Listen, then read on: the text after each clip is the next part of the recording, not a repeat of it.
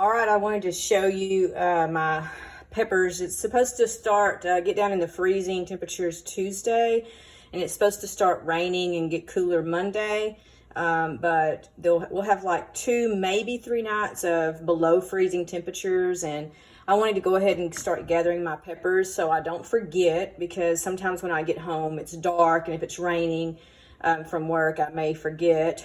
And I wanted to share these with you, my bell peppers. This is crazy.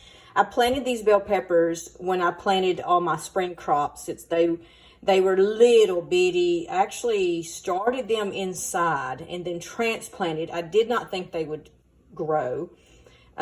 Just kind of babied them a little bit. I don't use regular fertilizer. I tried my best to stay organic and chicken manure, earthworm castings. And so through the summer, the plants were little, and they got up as the summer moved on, before the 100-degree temperatures and drought. They put on little bell peppers, maybe, little like that. That's about it, but I left them. Then we went through the drought. I gave them water, rainwater when we had it, and if not, just sparingly water. And then the plants started growing. Now, the rest of the summer plants were gone. I left all my pepper plants except one banana pepper plant, and all the bell pepper plants I didn't mess with. Well, they started growing and started leaning, but I just left them. I said, if they make, they make. I did put some worm castings on them again, and I sprinkled some bone meal around them. And I guess that's it. And then I started getting some bell peppers. I thought they were going to grow to the size they normally do, and the plants would be leaning, and I just noticed that they were growing larger ones, so I just let them go. And so far, this is the biggest one, I believe. These are kind of 2 average size ones. This one, and then this is a smaller one. This would have been huge back in the summer, and really they didn't even get that big, but that would have been huge. I may have got one that big.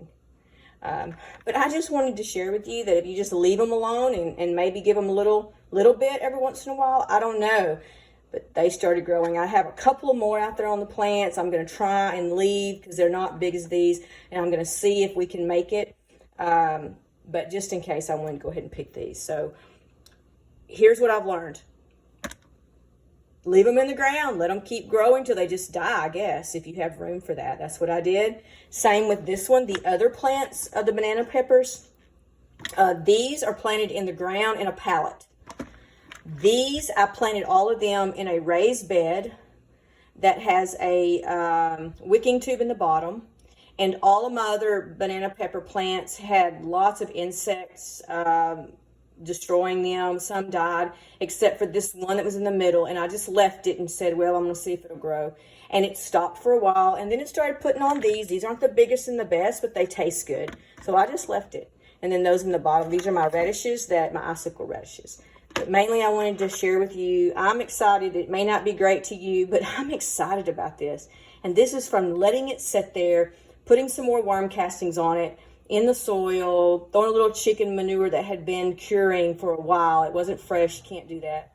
And this is what I got. And then when I did get rainwater, I watered with rainwater. I would keep it in barrels. So, I'm trying to save them before the freeze. So thankful for them. Hope you're having a great Saturday.